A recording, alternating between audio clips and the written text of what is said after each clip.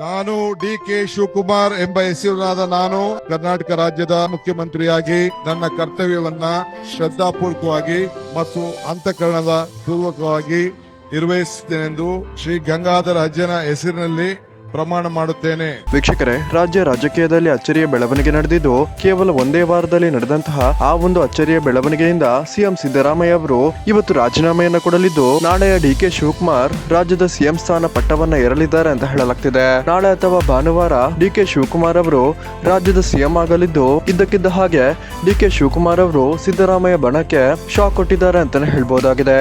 ಆದ್ರೆ ವೀಕ್ಷಕರೇ, ನಿನ್ನೆವರೆಗೂ ಗುಟ್ಟು ಬಿಟ್ಟುಕೊಡದ ಸಿಎಂ ಸಿದ್ದರಾಮಯ್ಯ ಅವರು ಡಿ.ಕೆ. ಶಿವಕುಮಾರ್ ಅವರನ್ನ ಭೇಟಿ ಮಾಡಿ ಮುಂದಿನ ಸಿಎಂ ಡಿ.ಕೆ. ಶಿವಕುಮಾರ್ ಅವರಿಗೆ ಶುಭ ಹಾರೈಸಿದ್ದಾರೆ ಅಂತಾನೆ ಹೇಳ್ಬಹುದಾಗಿದೆ.